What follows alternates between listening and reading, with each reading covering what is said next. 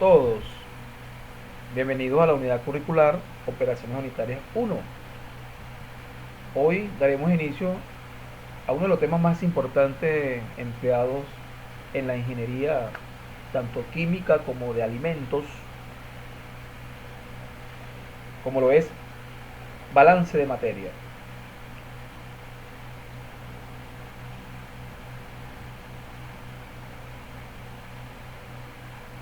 Este tema se fundamenta en que es un método matemático utilizado principalmente en la ingeniería química y carreras afines, como el caso de la ingeniería de alimentos. Se basa en el principio de la conservación de la materia, que establece que la misma no se crea ni se destruye, solo se transforma. Y establece que la masa de un sistema cerrado permanece siempre constante.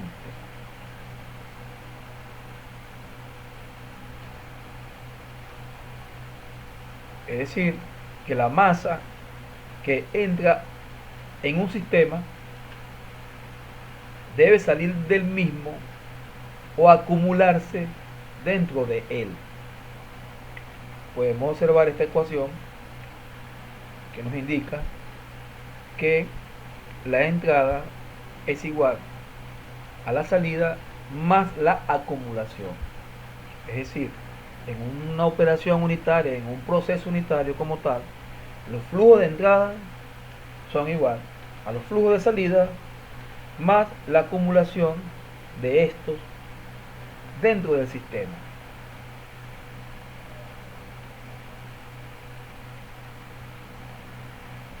Cuando hablamos de sistema nos estamos refiriendo a aquella zona o región del universo que está delimitada por una frontera real o imaginaria.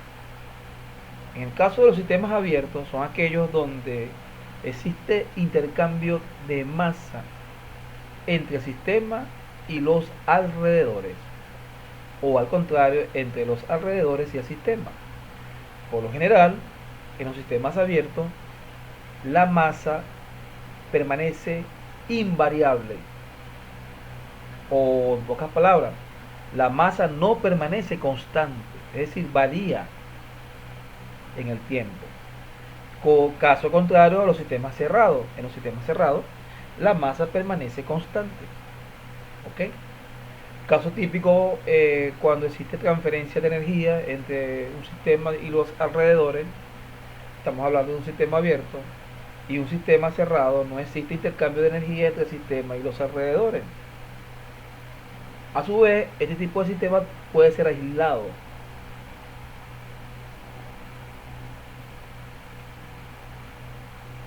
Recapitulando un poco lo que dice la lámina anterior, entonces los sistemas tienen diferentes características que pueden ser abiertos o cerrados. Un sistema abierto es aquel en que existe transferencia de masa a través de los límites del mismo. Es decir, ingresa masa y a su vez sale, o ambas al mismo tiempo. Por el contrario, un sistema cerrado es aquel en que no ingresa ni egresa masa a través de los límites del mismo.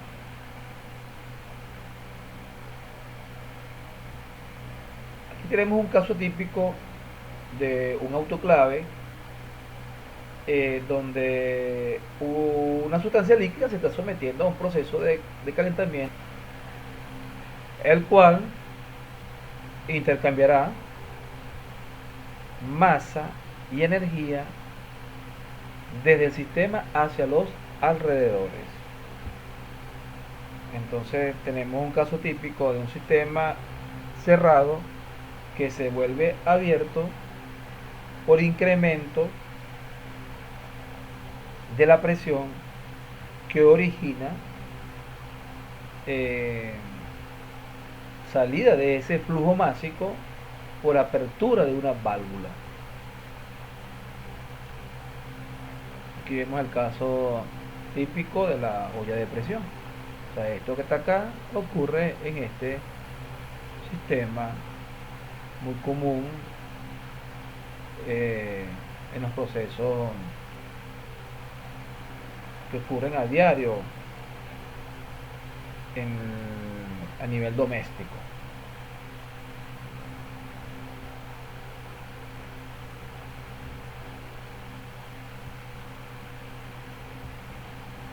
Aquí vemos un caso típico de un diagrama de flujo. Un diagrama de flujo no es más que la representación simbólica de un proceso en particular. En este caso estamos representando una columna de destilación donde las flechas que podemos observar indican la dirección en que ingresan los distintos flujos a los diferentes sistemas. En este caso tenemos dos sistemas: el sistema seleccionado con las líneas punteadas rojas, que me representa el sistema de la columna de destilación como tal, y el sistema de condensación o condensador. A los dos sistemas está ingresando distintas corrientes. Cada corriente está identificada, en este caso con letras, y faltaría simbolizarla con símbolos. Estos rectángulos que podemos observar, bueno, en este caso no serían rectángulos, en este caso serían figuras que hacen referencia a la operación unitaria que se está llevando a cabo. Pero todo este diagrama de flujo, un diagrama de flujo muy en particular, se puede representar a través de diagramas de bloques, que ya lo vamos a ver cuando estemos desarrollando más adelante un problema de balance. Ok, continuando, podemos definir entonces qué es un proceso estacionario estable. Típicamente es aquel proceso donde la entrada es igual a la salida y no existe acumulación de materia o masa en el tiempo. Mientras que un proceso no estacionario o inestable es aquel que la entrada es igual a la salida más la acumulación de masa en el tiempo. Generalmente los sistemas biológicos son procesos inestables, sobre todo el cuerpo humano. Sabemos que no todo lo que se consume como alimento vía oral, no todo es absorbido vamos a llamarlo así, en el metabolismo de los distintos elementos constituyentes o que conforman, por ejemplo, el caso de proteínas, lípidos, carbohidratos, entre otros. Hay una parte que se acumula vía en forma de grasa, una parte que se excreta en forma de urea, otra materia orgánica que no es aprovechable también es excretada, y así pudiéramos ver que no es un sistema tan sencillo de determinar los balances que amerita el cálculo de todo el aprovechamiento de los elementos constituyentes que se llevan a cabo en los distintos metabolismos en el cuerpo humano. Entonces eso sería un proceso inestable no estacionario, un ejemplo muy típico.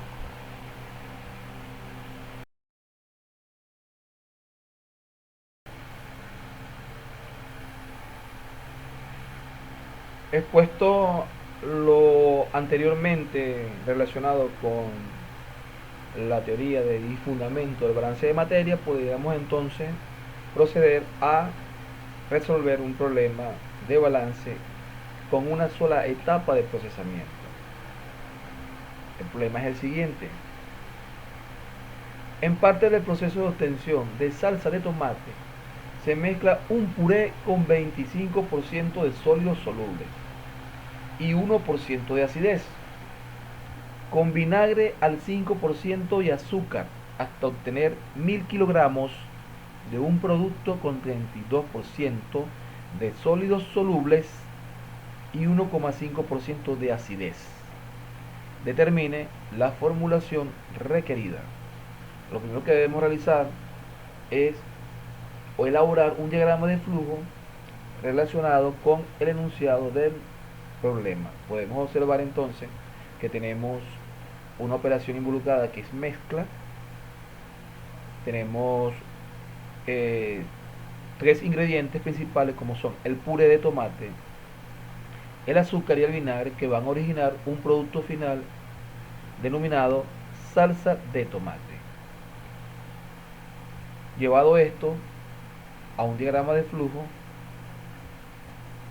nos quedaría de la siguiente manera. Lo primero que debemos realizar es, en un rectángulo denominado diagrama de bloque, la operación unitaria, operación básica que se está llevando a cabo, en este caso sería mezcla. A esa mezcla está ingresando una corriente que no es más que el ingrediente o uno de los ingredientes que tenemos, como es el puré de tomate. Lo vamos a representar o a simbolizar con la letra F1, es decir, flujos. Y este puré tendrá una composición.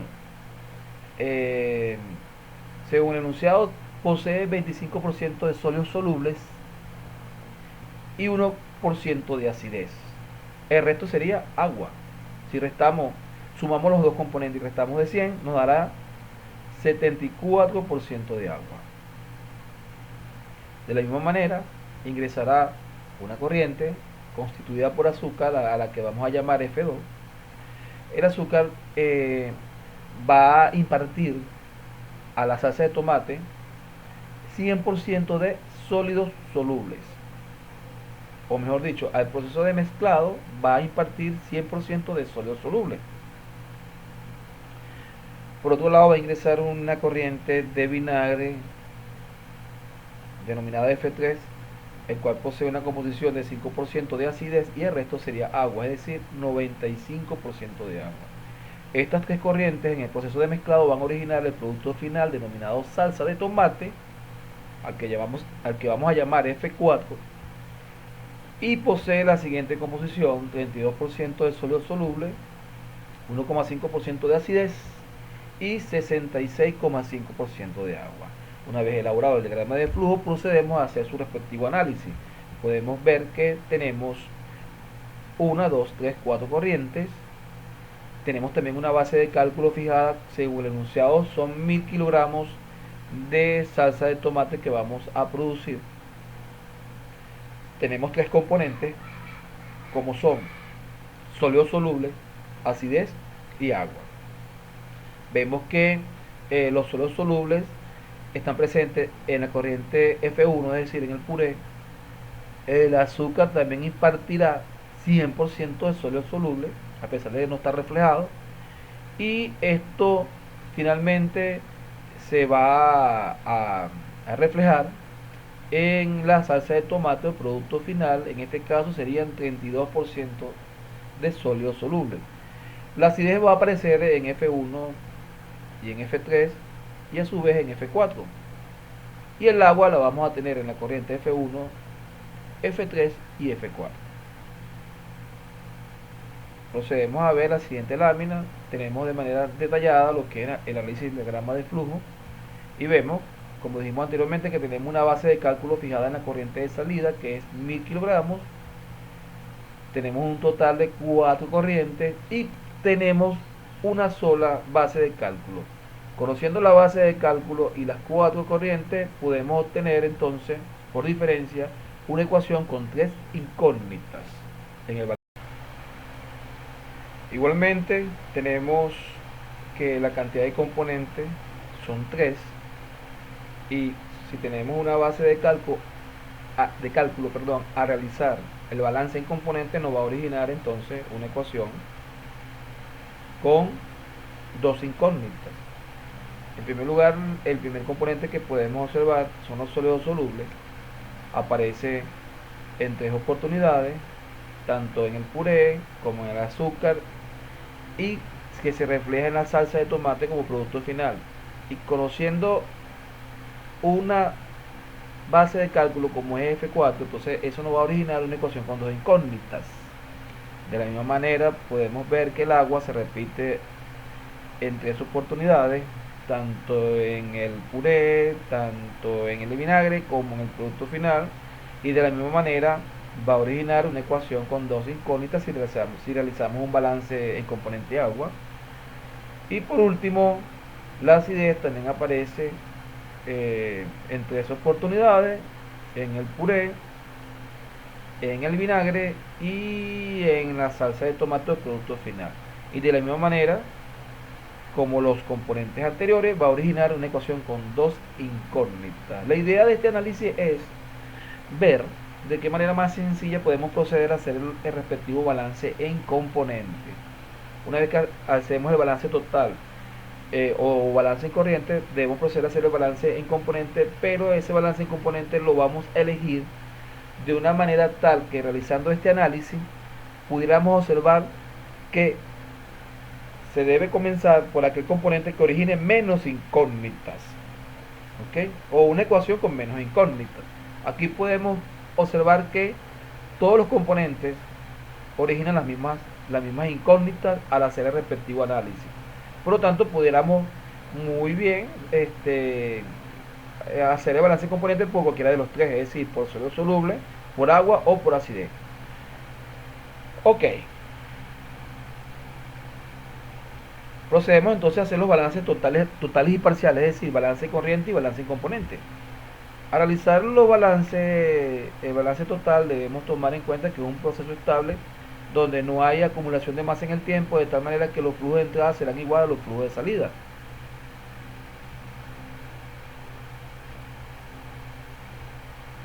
Nos quedaría entonces que ese balance total de materia sería la suma de las corrientes que están ingresando a la mezcla, como son F1 más F2 más F3, y eso es igual a F4, es decir, la suma del puré más el azúcar más el vinagre originan finalmente la salsa de tomate o producto final.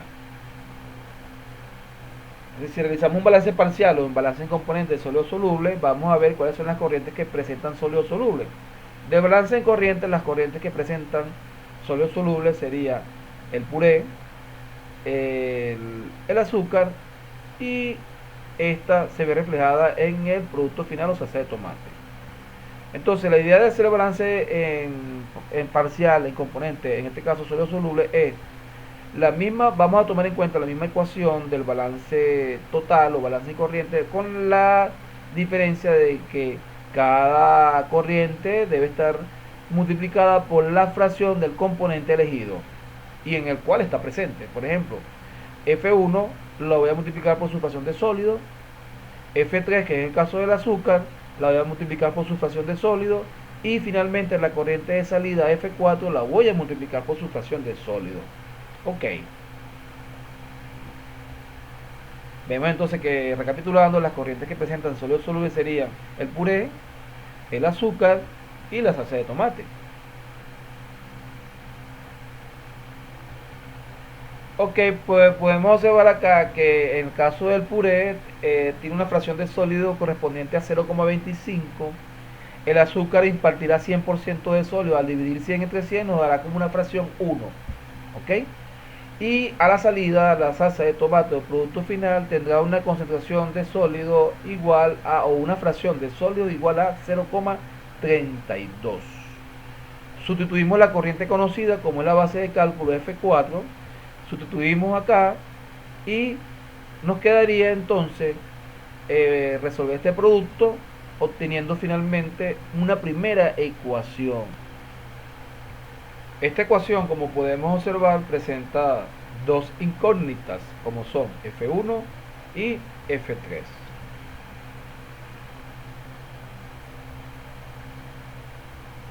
Seguidamente realizamos un balance en componente. En este caso el componente elegido será el agua.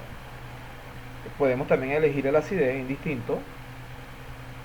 Al realizar el respectivo balance en agua, podemos ver que tenemos agua en la corriente F1, la fracción correspondiente es igual a 0,74, más la corriente correspondiente al vinagre, que posee una fracción de agua de 0,95, y esto es igual a la corriente de salsa de tomate o producto final, que posee una fracción de agua correspondiente a 0,75. 665. Sustituimos el valor de F4 en la ecuación y resolviendo matemáticamente esta operación nos dará como resultado esta tercera ecuación. ¿Ok? Esta ecuación tendrá dos incógnitas, en este caso será F1 y F2.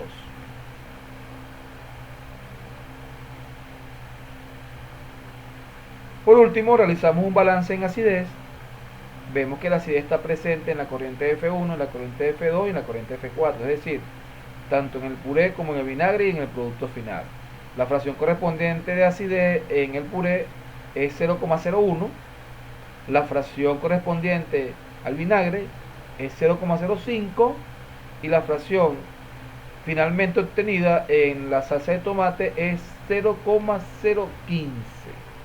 Sustituimos el valor de F4 y resolviendo matemáticamente esta operación nos daría como resultado una cuarta ecuación que estaría en función como incógnita F1 y F2.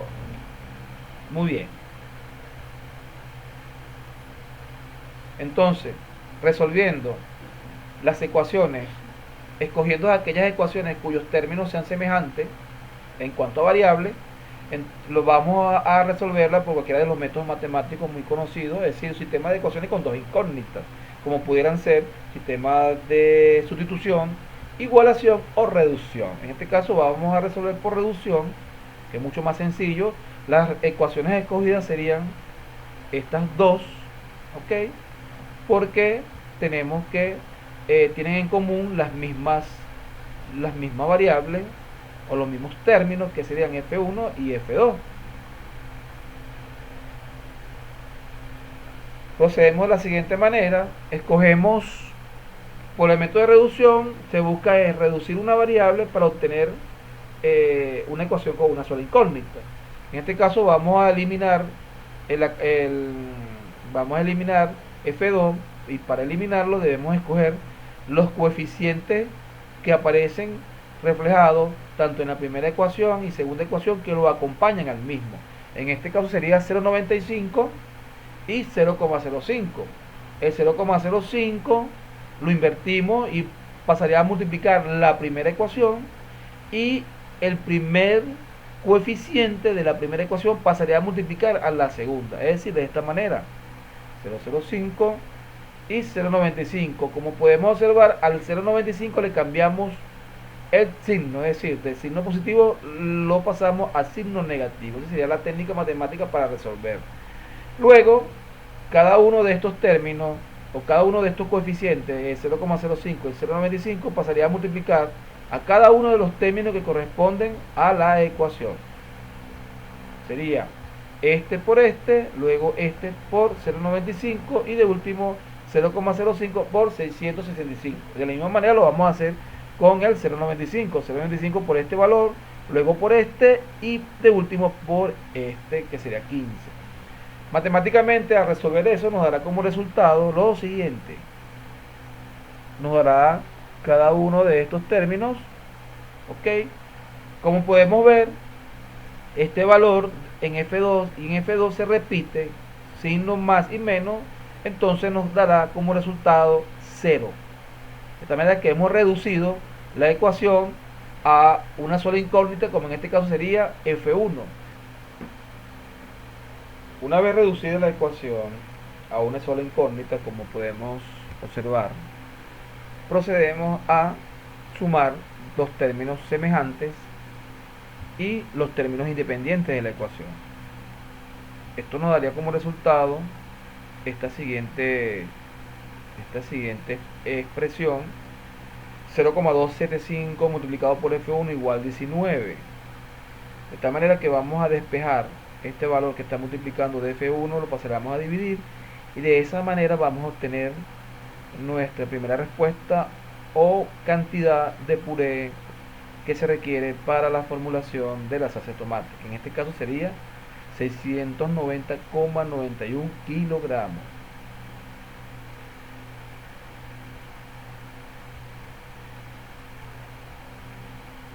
Sustituimos el valor de F1 en cualquiera de las ecuaciones que tenemos o producto del balance en componente, tenemos esta ecuación, sustituimos F1, multiplicamos por este valor y nos quedaría despejar F2.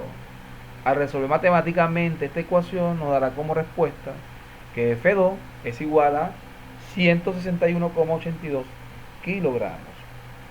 Finalmente, del balance en corriente podemos sustituir los valores encontrados de F1 y F2 y despejar la última corriente correspondiente a F3, que sería el caso del azúcar. Acá entonces, una vez que sustituimos el valor del puré, la cantidad de vinagre, nos queda entonces despejar el valor de azúcar. Sumamos estos términos del primer miembro, pasamos restando del segundo miembro y de esta manera tenemos el valor del azúcar correspondiente para la producción o la formulación de la salsa de tomate, que sería en este caso 147,27 kilogramos. Finalmente, para ya la formulación del producto de la salsa de tomate, por el caso llevado a porcentaje, por ejemplo, si queremos representar o determinar el porcentaje de puré requerido para elaborar el producto final, en este caso salsa de tomate, lo que tenemos que simple y llanamente es dividir la cantidad de puré obtenida en el balance de materia entre el total de producto obtenido, que sería la salsa de tomate, multiplicado por 100. La cantidad que nos dio el balance fue 690,91 y la cantidad de salsa que se va a producir es 1000. Al dividir estos dos valores y multiplicado por 100, eso me dará entonces el porcentaje de puré requerido, que sería en este caso 69,09%. De la misma manera lo vamos a hacer con el azúcar. En este caso el azúcar correspondería a 14,73% y el vinagre finalmente quedaría representado como un 16,18% para la formulación requerida. Esto se lleva en términos de formulación para que cuando vayamos a producir una cantidad distinta de lo que usamos, en este caso o en este ejemplo fueron 1000 kilogramos, si quisiéramos producir 2000, 3000, 5000 kilos, entonces usaríamos estos valores en porcentaje. Es una forma entonces de estandarizar un proceso en particular a la hora de elaborar un producto. Ahora vamos a proceder a realizar un problema de balance con dos etapas. El problema dice lo siguiente: en la elaboración de un producto lácteo, 500 kilogramos de leche pasteurizada conteniendo 85% de agua, 5% de azúcar y otros componentes, se mezcla con un jarabe al 70% de azúcar para obtener leche azucarada, la cual es sometida a concentración hasta obtener un producto con 10% de agua, 50% de azúcar y otros componentes. Determine la proporción entre la leche pasteurizada y jarabe a mezclar y así igualmente la composición de la leche azucarada. Muy bien, procedemos entonces a elaborar el respectivo diagrama de flujo en dos etapas.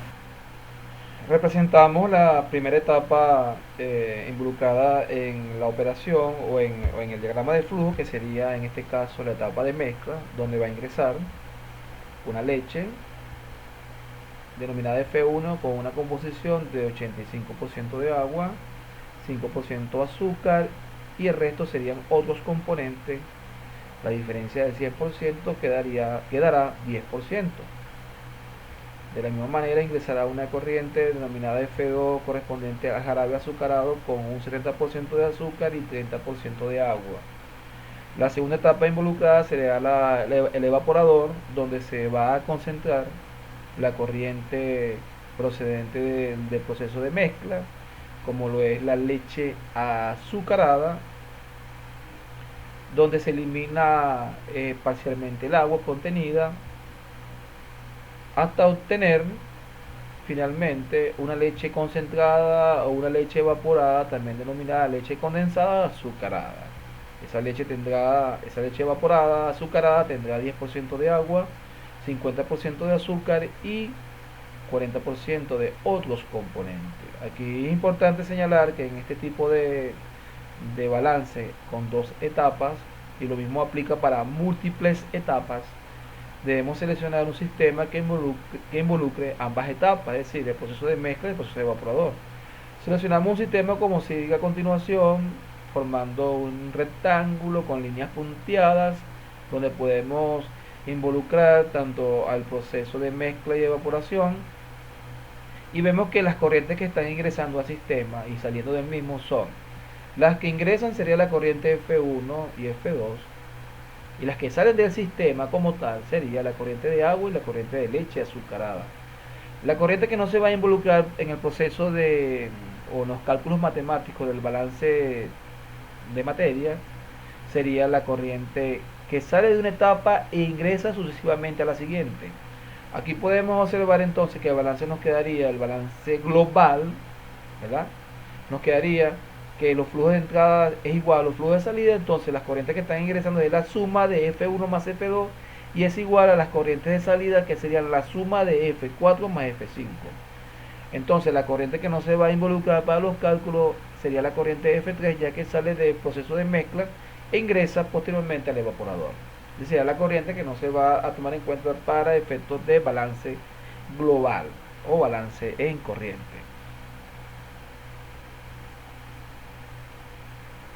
Si hacemos el análisis del diagrama de flujo, podemos ver que tenemos una base de cálculo fijada en F5. La cantidad de corriente es igual a 5. Conociendo la base de cálculo nos va a generar una ecuación del balance en corriente con 4 incógnitas. Tenemos 3 componentes. Estos son azúcar. El azúcar aparece en 3 corrientes.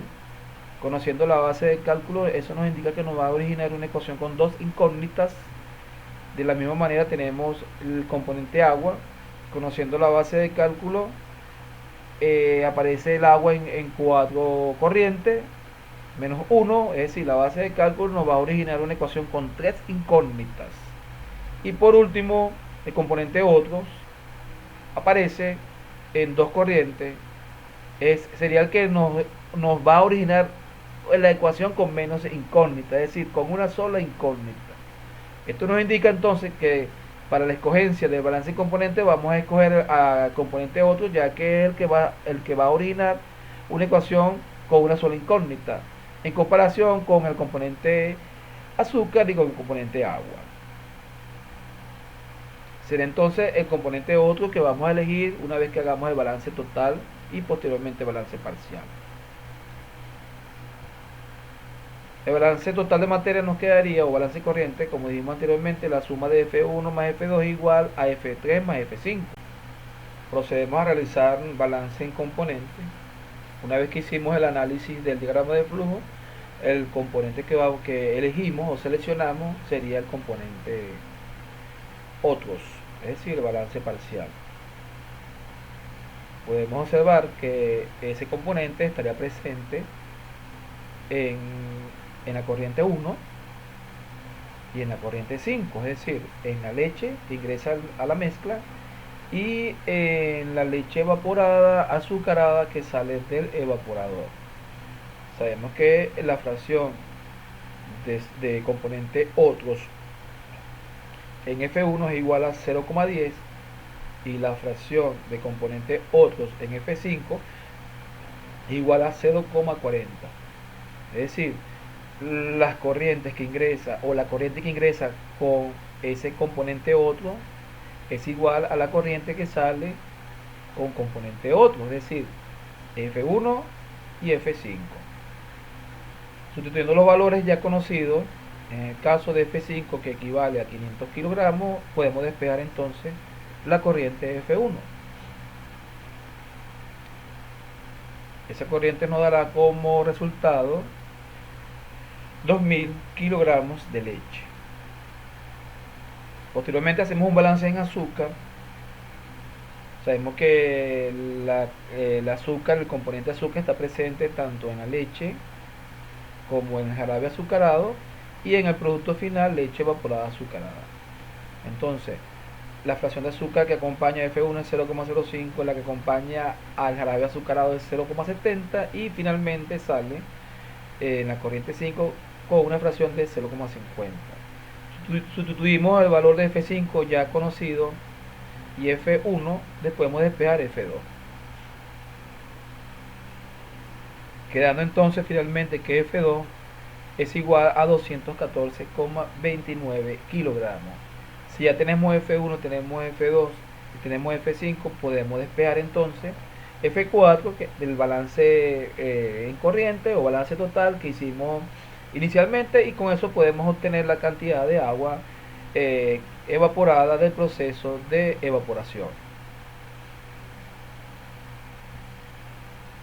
Realizando un balance en mezcla para encontrar el flujo o la corriente de leche azucarada que sale del mezclador o de la mezcla, en este caso sería la corriente F3, no es más que la suma de las corrientes que ingresan a la mezcla, como son la leche y el jarabe, es decir, F1 más F2. Sumamos ambas corrientes ya encontradas por los balances totales y en componentes, nos daría como resultado entonces que F3 es igual a 2214,29 kilogramos de leche azucarada que salen del proceso de mezcla y que es el mismo que va a ingresar al evaporador. Para hallar la composición de la leche azucarada que sale del proceso de mezcla, hacemos un balance en azúcar en el mezclador. Podemos observar que el azúcar que está presente en la corriente 1, la fracción de azúcar sería 0,05 y la que acompaña al jarabe sería 0,70, y la fracción de azúcar que sale del mezclador o de la corriente de leche azucarada es desconocida, por lo tanto le colocamos X fracción de azúcar. Sustituimos los valores de F1, F2 y F3 y despejamos la fracción de azúcar, nos quedará como resultado, resolviendo matemáticamente la ecuación, nos dará que esa fracción de azúcar contenida en la corriente F3 es igual a 0,1131. Si ese valor de fracción lo multiplicáramos por 100, obviamente nos dará 11,31% de azúcar. De igual manera podemos entonces hacer el balance en otros, en el mismo mezclador. Sabemos que otros en el proceso de mezcla solamente se ve reflejada la entrada y a la salida, es decir, en la leche y en la leche azucarada. La fracción de otros a la entrada es 0,10, mientras que a la salida es desconocida, por lo tanto le colocamos X otros. Sustituyendo los valores de F1 y F3 y despejando fracción de otros, nos quedaría que, resolviendo matemáticamente la ecuación, esa fracción de otros es igual a 0,090, es decir, la fracción de otros que acompaña a la leche azucarada es 0,090. Si la multiplicáramos por 100, nos dará como resultado 9% de otros. Finalmente tenemos que la suma de las fracciones contenidas en la leche azucarada, es decir, la suma de la fracción de agua, otro, más la fracción de azúcar, debe ser igual a 1. Entonces podemos despejar acá de esta ecuación la fracción de agua, quedando de esta manera la ecuación como podemos observar en la lámina. Entonces sabemos que la fracción de otros es de 0,090 y la fracción de azúcar es 0,1131. Sumamos ambas y le restamos de 1, nos dará la fracción de agua contenida en la leche azucarada que sale del mezclador, que sería en este caso 0,7969, que al ser multiplicado por 100 nos dará 79,69%. Sacando la relación o la proporción de leche pasteurizada, de leche que ingresa al mezclador y jarabe a mezclar, simple y llanamente dividimos la cantidad calculada, en este caso para la leche que ingresa al mezclador es 2000 kilogramos y para el jarabe corresponde a 214,29 kilogramos. Por supuesto, esto da un número adimensional o un valor adimensional. Realizando esta operación matemática nos dará como resultado 9,33. ¿Qué indica eso? Indica lo siguiente, que por cada 9,33 kilogramos de leche pasteurizada que ingresan al proceso de mezcla, se requieren o se requiere 1 kilogramo de jarabe.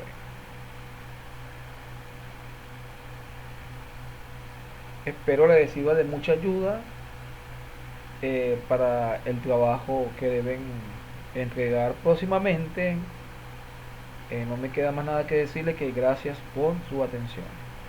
Nos veremos en una próxima oportunidad.